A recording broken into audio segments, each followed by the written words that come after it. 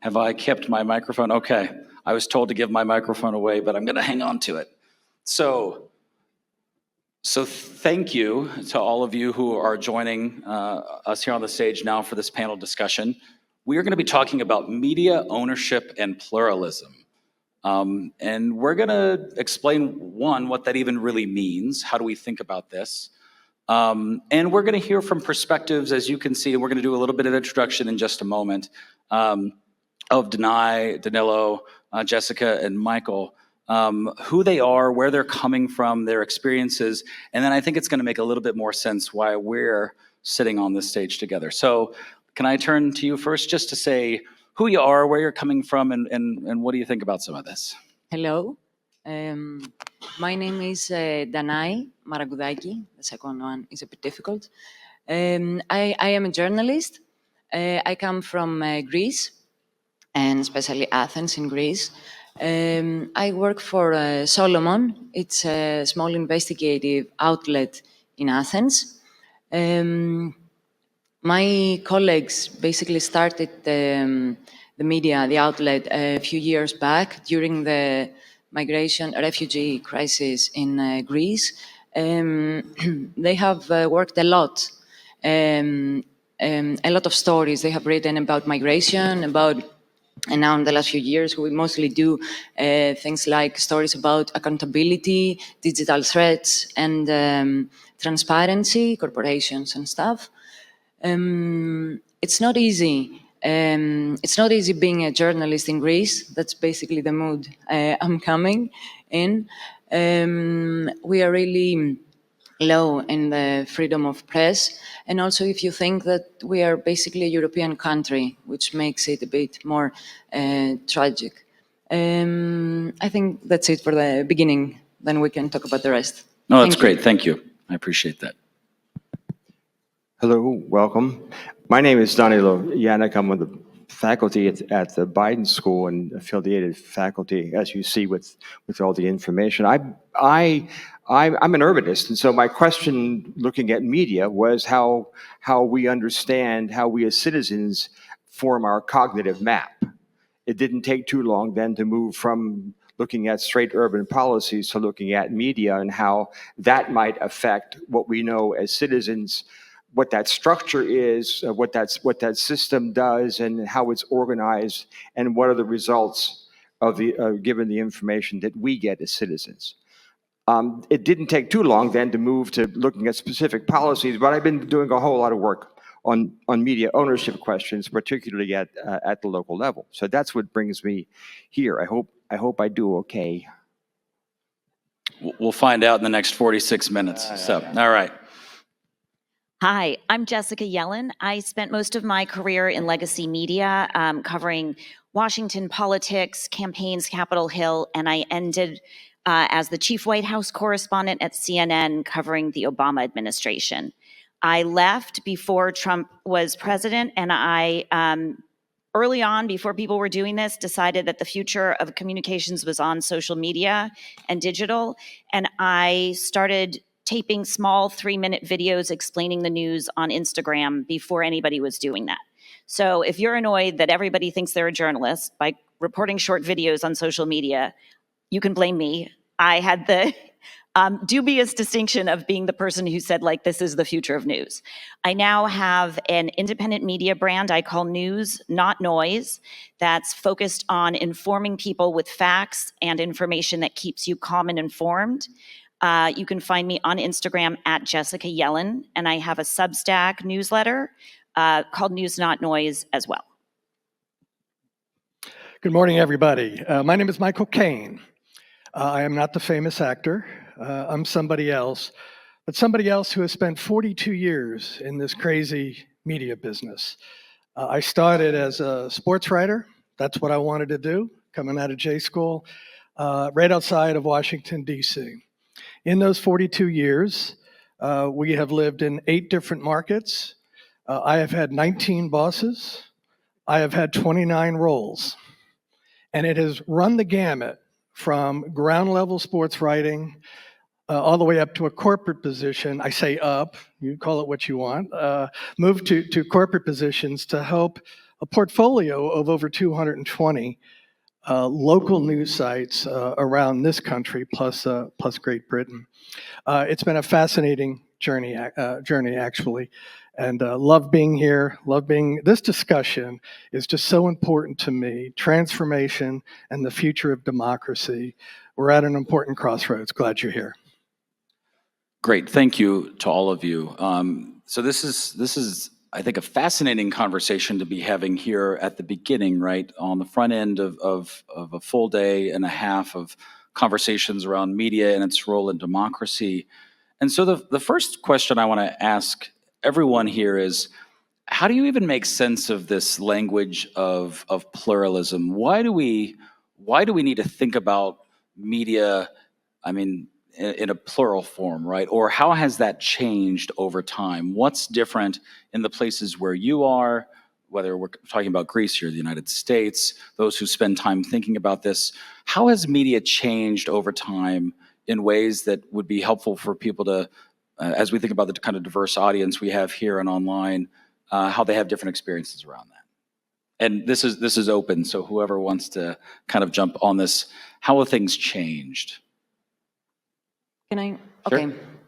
First of all, I feel that basically I come from a completely different background, and then since yesterday that I also heard the other conversations, it's kind of difficult to explain. Basically, to here in the U.S.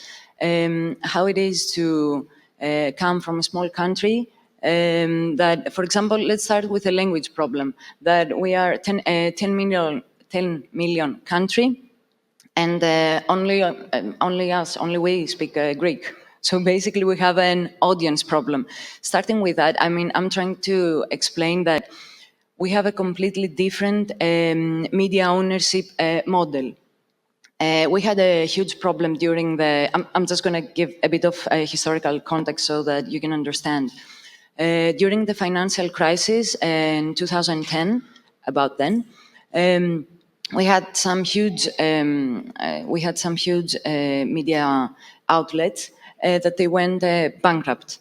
After that, we had some oligarchs that basically came, Greek and mostly Greek, and they start buying these old traditional legacy media outlets. The next day, what happened is that we now have at least 5 oligarchs in Greece, in such a small country, that they own one big media, TV and print, a shipping company, and shipping in Greece is a big deal. Also a soccer team, and a lot of other corporations that have sometimes a shady ownership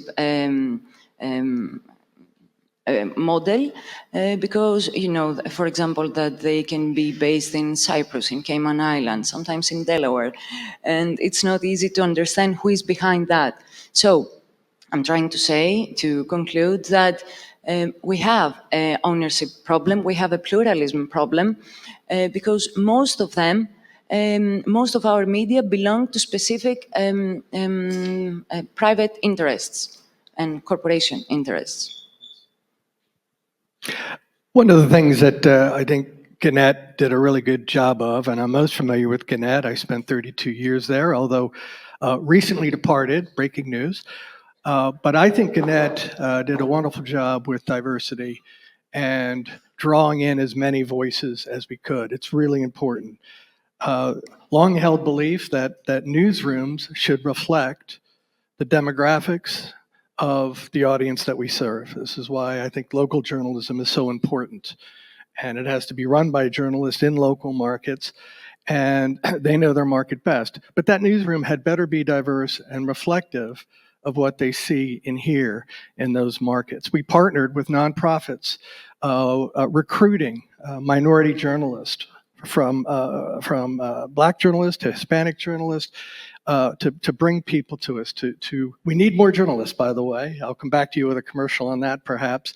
But we're out there actively recruiting all the time for minority representation in our newsrooms. And externally, I think we did a good job, could always be better, but we did a good job putting journalists in what we called underrepresented communities. It's easy, if you're in Wilmington, Delaware, maybe to push reporters out to the suburbs. That's the wrong way to go. So we have reporters stationed who are working the neighborhoods and are working the local police, local fire, local concerns, local politicians. Need more of them too, by the way. And so I think that we've done a good job. And we track this, we measure this. But most importantly, we see how our content resonates with a diverse community, and I think that's critical. I think one of the most sort of obvious ways that pluralism is expanded in the media is if you look at the history of TV news. You know, you go back to the 60s and you think about who were the faces of TV news in America. And those are often seen as our halcyon days in the media because we all had the same front page effect. We were all watching the same thing. And it was also, you know, 3 white guys at ABC, NBC, CBS who lived on the Upper West Side of New York or in a certain part of Washington, D.C., and they reflected certain views. And now you look at where we're getting our information, and it's literally who you all follow on TikTok or who you're following on Instagram. It could not be more diverse. And it's been wildly democratized. We can talk a lot about how the media has changed and the consolidation of ownership. But in terms of empowering more voices, we really have been able to do that through a lot of the new technology. I think at the same time, that has created a lot of new problems. And so I would say media ownership, pluralism, and valuing expertise should be part of the conversation. Pluralism has its value, but so does understanding that journalism is a craft that's based on training, experience, and gathering facts that not every voice and person out there with a phone is practicing, and we need to underscore the value of that as well. Yeah, I'd like to come back to that problems question because I think there is this fascinating dynamic when we talk about democratizing, opening up the possibilities. Anybody with a blog or internet access, right, or now with a phone, right, can do these things. But to what end? You were going to say something there too. Yes, I was. I think Janet is right in terms of the possibilities. I do my work, a lot of it in local journalism, and let me tell you a little bit about that consolidation. We looked at a few years ago, just before COVID, we looked at the content of 861 stations throughout the country. 5 station groups controlled half of that content. So we said if you control that content, rather if you have that ownership and control profile, what happens to content? And we define content as duplicating content, text reuse, right? Man bites dog, man bites dog, man bites dog. It turns out that in those situations when station groups controlled stations through a it's called a service agreement, it doesn't matter what it's called. Then once you got there, in order to achieve economies of scale, over half of the content was duplicated. The same words.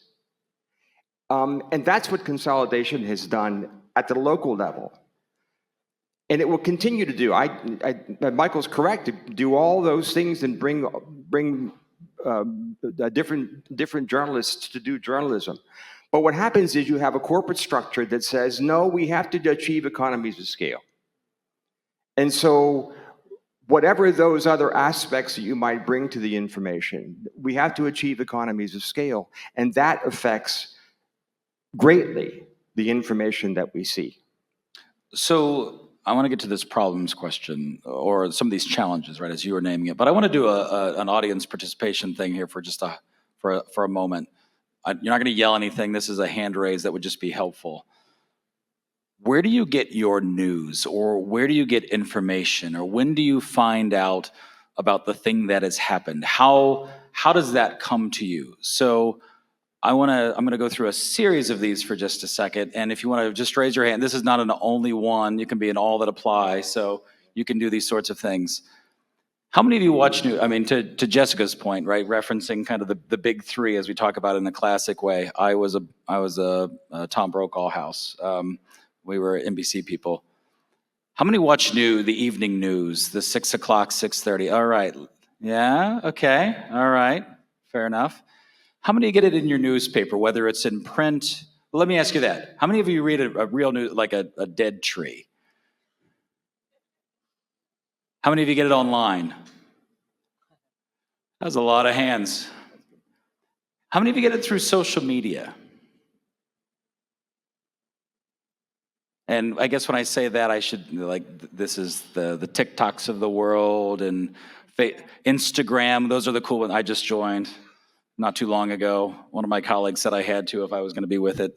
I'm one of those old guys still in the Facebook world mostly, right? But this varies, right? How we get information, how we access information in real time. And as a professor, I ask my students this every semester. We actually co-taught a class this year, and we had this discussion at one point, and one student just said very boldly, "I don't even know where or how I could buy a newspaper if I wanted." She had no idea where to go. 7-Eleven maybe, or your grocery store, these sorts of things. But the landscape has changed, right? So when we're talking about like how things have changed, clearly the channels, the venues, the vehicles for information. But you mentioned, Jessica, this really, I think, an interesting point here. We now have so much possibility of finding out what's going on, but it's not all true. It's not all accurate, right? I mean, we have a professional journalist, right? A recently departed journalist, right? You are in the role that you're stepping into, right? A journalist, but in a different form, right? What are some of those challenges you were referencing earlier that come with this sense of opening up, moving us beyond the few voices who were either presenting at 6 or 6:30 in the evening, the kind of gatekeeping that what makes the front page of the paper, those sorts of things that you were alluding to, and then others could speak to? Let me give a little context about why I made the change, and that helps inform like what I think some of the challenges are. I had spent my career in TV news, and I was constantly on the election trail interviewing undecided voters. As a political correspondent, that's who you talk to. Overwhelmingly, they were women who would yell at me about the news. I was on CNN at the time, and they would just scream at me about CNN. And they'd say, all you do is panic me and go to commercial break, and you don't give me enough information. And they would take out lists of paper and ask questions. Is this candidate going to raise my taxes? Is this candidate going to on and on and on? You're not answering these, you're just screaming. So I had this idea that there were people out there who couldn't ingest the news the way we were doing it. And there wasn't a way for me to do it differently from inside. So I decided to do it on the phone, where I would have a conversation with people and ask them what they didn't understand and answer their questions. And I started doing that, and I started a dialogue with the audience. So that's one of the wins of new media and social media, is that you actually get instant feedback and you can engage. For example, people would say to me, I don't know what a sanctions is. What is a sanctions? And I'd be like, okay, here's what sanctions means. And then you onboard people just by that little explanation. So that's the win. The challenge is everybody's out there. How many of you have spent time on either TikTok or Instagram scrolling somebody, they tell you one thing that's a great video, and then all of a sudden, half an hour later, you're watching their whole feed, and you've been going down a rabbit hole, watching one person's version of the news on and on and on for endlessly. Do I get to raise my hand? Yes. Here? Okay. And then after half an hour, you're like, wait, who is this person? What are their credentials? How do they know what they're talking about? And there's almost no information. And a lot of us have not been trained in even thinking about who are these people, where do they come from, and how do they know? I think there's also the challenge in this environment where we validate every voice of no longer saying that people who have expertise and experience should have more authority on a thing than some random person. And the last thing I'll say, because I could go on this, is that we've also been taught so well to be skeptical of everything, to believe there's propaganda, disinformation, algorithmic spin. We have not taken the time to learn how to discern what to believe. We're quick to disbelieve, but how do we know what to believe?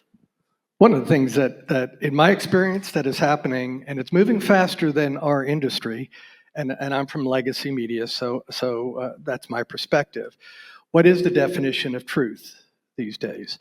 What is the definition of bias? Is it possible these days for a journalist to be unbiased? It's a great question to ask classes, I've learned. What is credibility then? And it really even gets down to what is local. When we talk about local news, if I were to ask 20 of you, what is the definition of local in local news, you might get 20 different answers in a world that is so connected so quickly with information and voices. And so those definitions, as they evolve, has really hampered our industry, our legacy businesses, as we try to evolve and keep up, and yet not lose a foundational stone that says we've got to have a North Star for doing this the right way. Don't feel like you have to say I something. was going to come back to Jessica's notion. I do a class on media and citizenship and public policy. And the thing I come down to is that for students to say, how do you know? How do you know? Who were you? How do you know? And the other thing is, they think this idea, I think all of us, we have to look at phones or whatever have you all the time and consume news as if we're drinking from a fire hydrant. You can't do that. It's way too much work. So pick the particular issues that you want to follow and follow it. But the idea of thinking that you're somehow misinformed or uninformed if you are not always on social media is self-defeating. All you know is a lot of stuff that you don't know, kind of idea. And so the idea about Bill Kovach and Tom Rosenstiel wrote a book, and then they had this notion called skeptical knowing. You know, kinds of questions you ask. All that takes time. Citizenship takes time. Consuming news takes time. You have professionals here who do a lot of work to provide it for you. But the idea that somehow TikTok is a substitute for journalism is just bizarre. It's bizarre. And I hear the notion that social media will save us. Wait, social media has gotten us a long way in this direction, because now everybody becomes a producer. Jessica does because of her professional capacities. And everybody's doing a video on TikTok, and by definition, it is not a medium that's given to telling you the stuff that Jessica wants and then and Michael want to tell you. So part of it, this notion that, well, it's our fault, our citizens' fault, because we watch that stuff or we look at it or we consume it. Well, that notion is really interesting. That will give you bad stuff, and it's on you to fix it. You would not allow that calculus in any other thing that you consume. You buy an Apple Watch and it doesn't work, and Apple says to you, that's on you. You took your shot and you got a bad one. You fix it.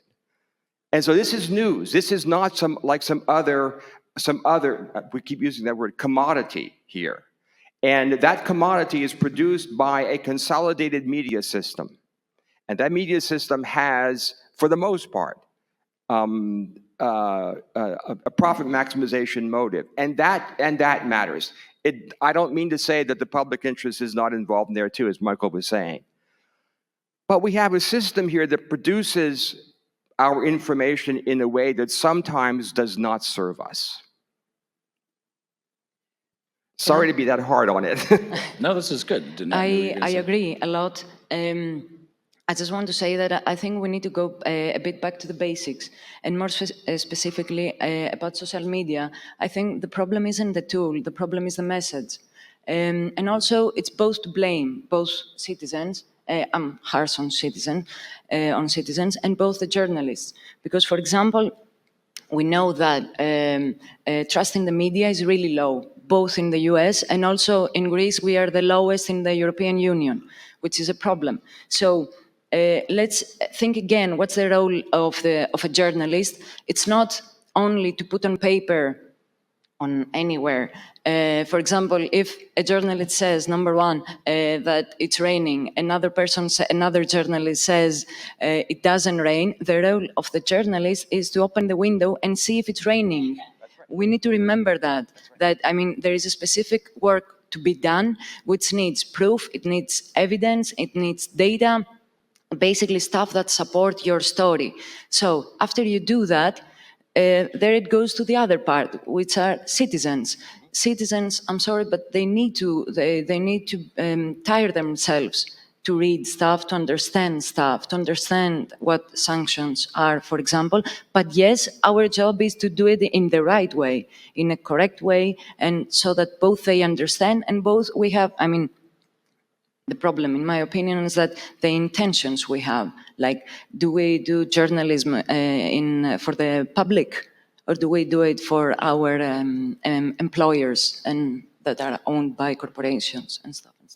Well, let's just build off of that for just a moment. I mean, in many ways, fundamentally, right, we talk about, Andreas said it this morning at the introduction from SNF about journalists being this fourth estate, this kind of critical component, particularly the way we talk here in the United States, right, but also globally.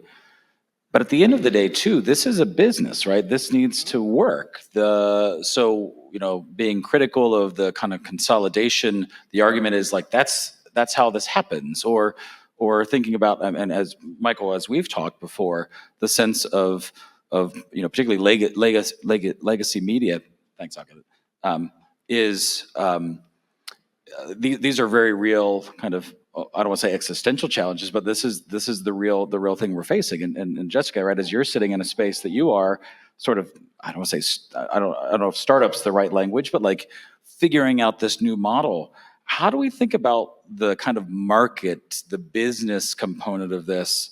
How do these dynamics, you know, when we talk about in the classic sense, ads, revenue, you know, how are we dealing with this digital transformation?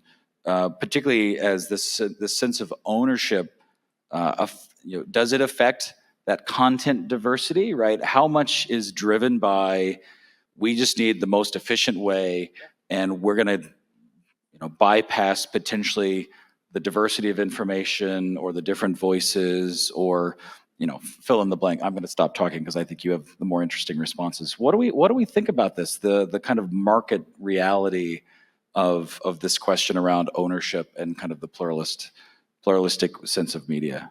Well, in the public arena, public companies, you're right, have a business obligation to their shareholders, reported on every quarter, to show growth, to show efficiencies, to show that we are making progress.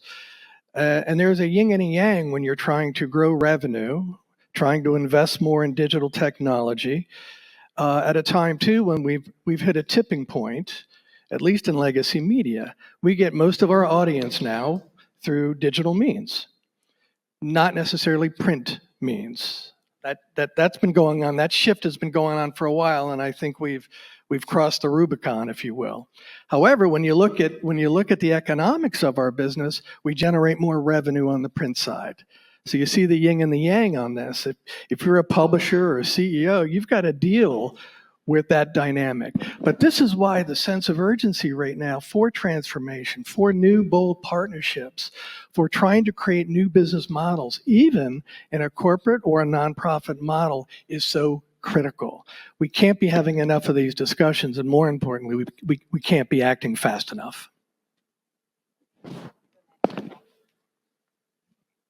Oh, I think Michael is absolutely, like I'm telling him, he's right. He knows he's right. You don't need me to say that. But I guess what has happened, Michael, on the TV side, I know this. Okay, the reason we did our work is because the argument from the people who own local television stations, right, were saying that we need to consolidate in order to do better journalism. That was the argument. And so we said, well, wait a second, that is an empirical question. Let's go and look. And what we found is that kind of duplication. And that was the result of having, as far as they were concerned, corporate requirements to satisfy shareholders. And so you're absolutely, it's a business. That's the way we set it up in this country. We set up providing a public good through private means. That's what we did. And so once you have that, you come to this place. And so that is always the tension. I do not, of course, do not fault corporate media organizations to make profit. I'm not saying that. They have to. Except the question is how that's done. And again, this is a different this product is different than any other thing that we have in our society. By the way, it's good to see all the young kids out there. It's just great. This is my quick history of TV news. You know, TV news way back in the day was a loss leader. The networks had to put it out. And then one show comes along and is a news show that starts making a ton of money and ranking in the top 10 TV shows. And news organizations and TV news saw that news can make money. And it was 60 Minutes, and it was all about gotcha journalism, nailing somebody, uncovering the malfeasance, exposing a wrongdoing, amazing journalism, a specific kind of journalism. And then there were profiles of famous people too. And then newsrooms saw duplicating that could make us money. So news started to reorient to duplicate kind of that kind of model. Fast forward, the news organizations get bought by public companies that have to report shareholder returns on the quarter, you know, throughout the year, and you have to show ratings growth all year. This is a very compressed history, but eventually it becomes the case that the model in the TV newsroom is conflict, rage, outrage, exposing malfeasance is what news is. It's only news if the plane crashes, we say. It's not news if it lands. P.S., it's news if you find new energy sources for the plane, but we don't talk about that either. So negativity, negativity, negativity is how we make money. We report our returns, we go profits, growth, et cetera, and it's all driven through this lens. That's sort of a legacy media reality. I think one of the joys of being outside that system and doing my own news is I don't have to follow that model. Like what I say is I give you information, not a panic attack. That's my motto. So we don't have to follow that rage, conflict. But the problem is we don't have the consolidation to make money. And we don't have, as individual creators in the new news economy, we don't have a system and infrastructure that keeps us sustainable. So everybody's trying to make their own way and solve for how to survive in this environment. So we have huge audience, but the back end hasn't been solved for. If I may, that's one of the problems is we're so used to, we think, getting news for free that we don't want to pay for it. That's what we see on across Pew surveys and so on, that we don't want to pay for it. That doesn't work. I will add, it's changing. Okay, can we talk about that? I mean, so this is, I think, one of the fascinating things in this broad kind of this sweeping topic is how do we attend to this? The change? Yeah. So I'll say, for example, I don't know how many of y'all know what Substack is, but there's newsletter platforms now where we can, as individual creators or journalists, write, and we have subscription support. And so people are learning, some people, that they have to support us to get the news. What I see evolving is that a lot of creators who do what I do in different categories, and this could be doctors who are experts in their space, or different athletic coaches who have expertise. We all have little businesses that could network all together and grow something larger, but that hasn't happened yet. So how do we, but back to one of the points we were talking about earlier, and this, anybody could respond to this. In this environment, I mean, it goes back to something we were talking about earlier of if anybody's got a phone, they can be, someone who shares information. How do we navigate the kind of wild west of Substack, for example? How do we trust those sources of information? How do we know it's not in a classic way a newsroom with editors and everybody? I mean, going through the systems for all their flaws potentially, right? But also their strengths, right? This is part of why we think about institutions being really important. How do we navigate that issue of legitimacy and truth within this environment of either this consolidation or the opposite end of this kind of diversity of anybody and everybody being able to set up kind of a shop, and if it attracts eyeballs, does that not just go down the same path that we were kind of concerned about a few minutes ago? What do people think?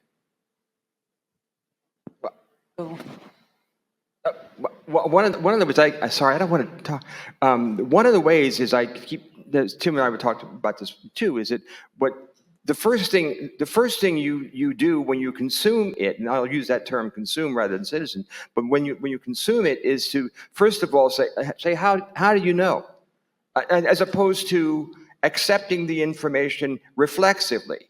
Well, it's on TikTok, so it's got to be true. I don't think so. And so it's that it takes really work. It does take work, and we're not used to that. We're not used to that. So that's the first one. There are a whole bunch of other things, but that's the first one. You don't take anything, that information, if it's information about a public piece of, a public policy, an important question, rather than whether it's good French fries or not. Okay, it's about those public issues. You don't take anything for granted in terms of what folks are saying. Go and find out who the person is, who the source is. It's hard, no question. One of the things that I've learned, and you addressed it earlier, was this conflict between efficiencies or economies of scale and versus customization and flexibility, right on down to the editing functions at news sources. And particularly hard hit in this, I think, over the last 15 years has been the position of editors, which I think are so critical. And so, but to answer the question, I think the nature of our storytelling has to change. We can't run fact checks after the thing is published, right? It's got to be part of that. But one of the services that I think we could provide to our readers and our audiences, which are huge, is what's fact here, what are the gray areas, and what actions can you take to get involved? That's very different than what I learned in journalism school. That's not how we're taught to write stories, let alone to edit stories. But a lot of those editors aren't around anymore. And so this is where it gets very, very difficult. But if the nature of what we do can change along with new business models, I think we'll appeal to different audiences in different ways that I think will better inform them. Shortly, I'll just say that it's a painful issue, basically, how to regain the trust of the public, because not only the problem isn't only on TikTok says it or Instagram says it, it's also the TV says it. I mean, it's also that applies to journalists. I think you need to follow the procedure, like you do in science, let's say. You follow the procedure, you write the story, you have your editor, you do the fact-checking, you do all the work, you have your sources, and as a result, you have a good product. I mean, and that's the way you just do it, ABC all over again. I don't think there's another way to... I can say from a practical sense for people in the audience, if you're trying to figure out in this wild west of new media who to trust, is if there's one person you have found to be trustworthy, follow who they trust. So you get your guide and you still stay skeptical, but that's one way in. And yeah, I'll leave it there. No, I think that's great, because I was even going to say, like, why would I trust you, for example, news, not noise? What gives me the ability to feel like, yep, I feel comfortable here? So in a practical sense, if you're watching one of my videos, you then go and stop and you look at my page and it says former chief White House correspondent, CNN, veteran, ABC, MSNBC. You can go and then you can Google me and look about my history and learn about me and decide, is this a person whose background I do or don't trust? Most of the people I get forwarded videos from on TikTok are invisible beyond that. It's just some person talking and you're like, who are you? So it's about having the awareness to stop and think and ask, who is that person? That's one piece of it. I do think that the platforms have an obligation to make this easier, and we all need to create some structure for validating who has expertise. Just to put a little bit of a frame on this, 40% of people who follow creators, individuals like me, on social media, feel they know them as well as a member of their own family, feel that they are a true source of trust. So for example, I covered the election and then I covered COVID, and people who follow me and trust me now message me and are like, my son has to get an operation and one doctor says this and one doctor says that, what should I do? I'm like, I don't know. And they're like, but I trust you. and you know how to find other experts who can give me the answer. So it speaks to how desperate people are for voices of authority and how unclear people are about discerning who they can trust to make big decisions. Well, I think there's a broad brushstroke against media right now. I think that's clear. We aren't very well trusted, but media is this big word, right? What I have learned is that, especially at a local level, but even at a USA Today level or a national New York Times level, the individual journalist who is writing has higher credibility than media overall. And so in a way, we all become individual brands within the context of a larger brand. And to work that and to identify their sources, as Jessica recommends, is really so important. And that's where they get their credibility. And that's everything. You ever talk to a journalist? That's everything to them, is credibility. That's where they get their currency. That's where they get their livelihood. And that's what gives them an inspiration to keep doing it in broader, more impactful ways.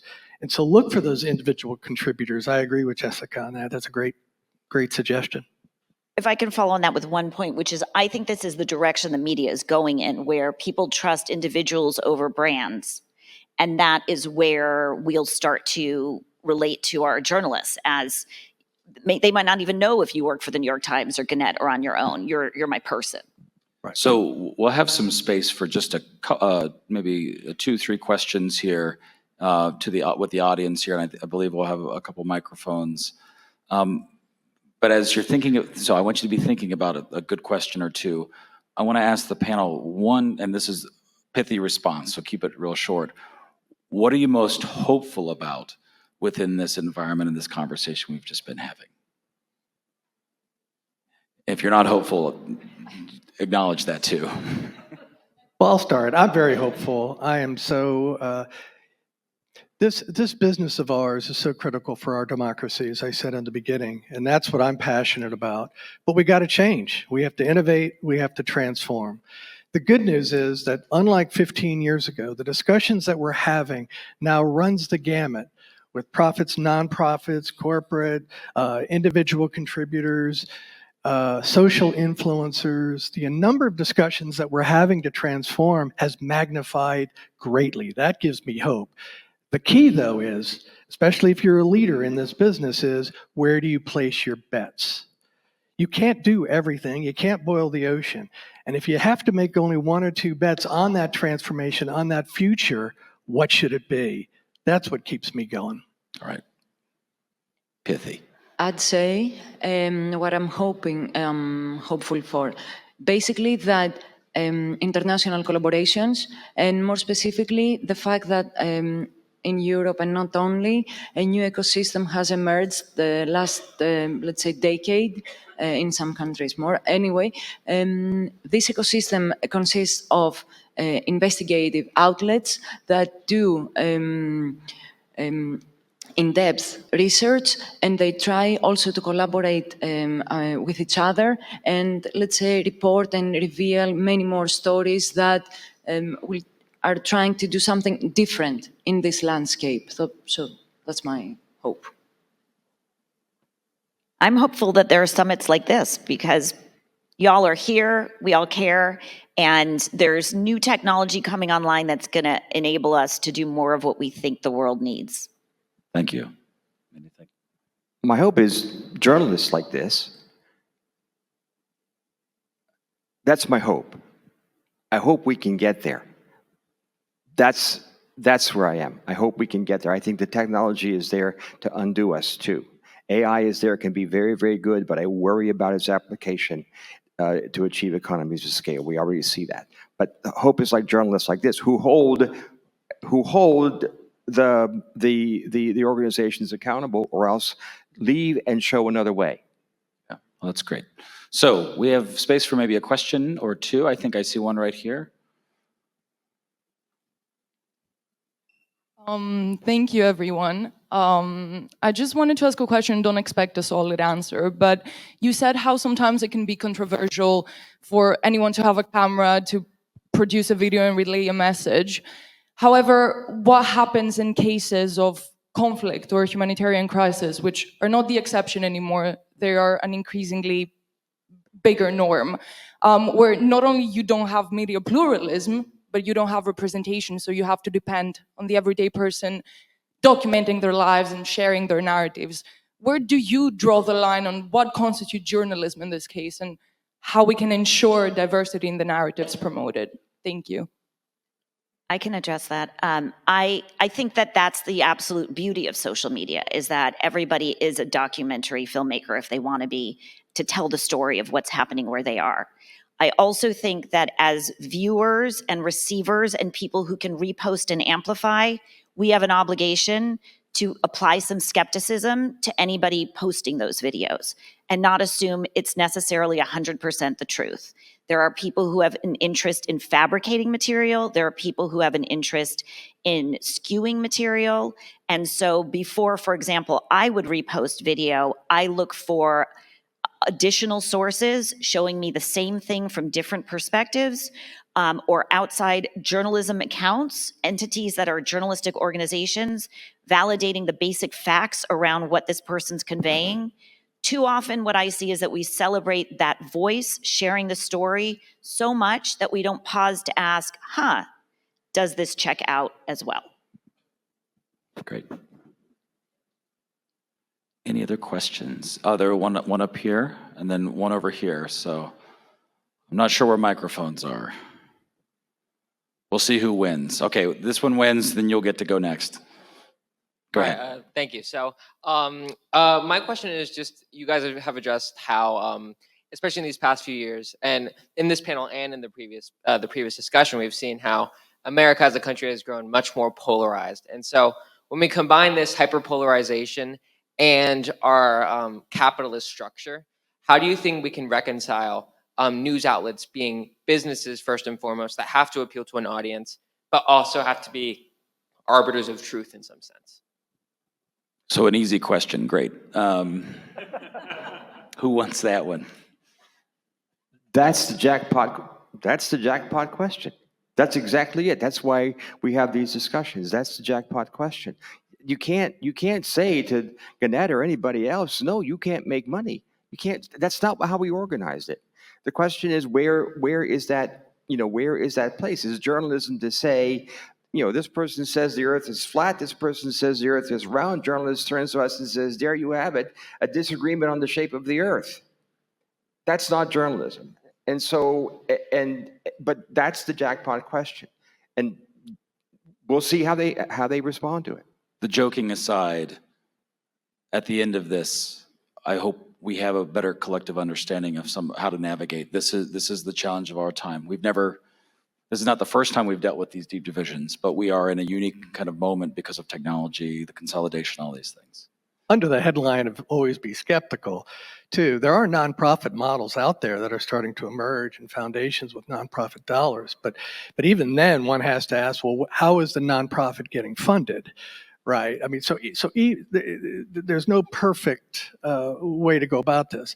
But transparency is a word we haven't necessarily heard today. Be totally transparent. Earn your credibility through the discipline of journalism and the magic of journalism, and then build the individual brands, what I call them, the individual reporters who help you draw audience. Sorry, can I add just one thing to that? One thing only. I think part of the answer are citizens.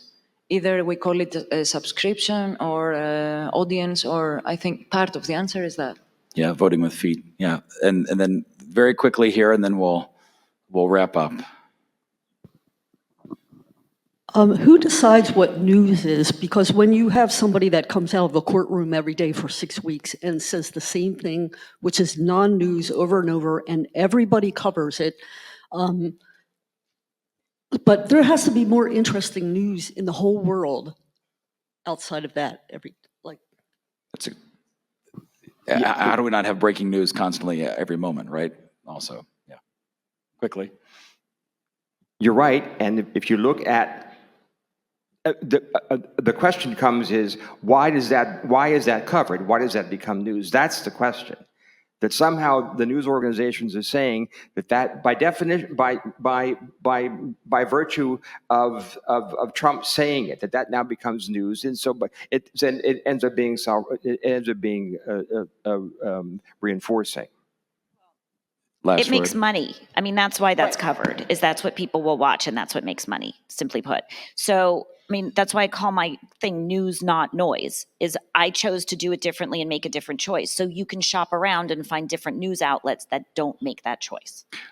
What a wonderful place to end this conversation. Let's give a hand to a wonderful panel.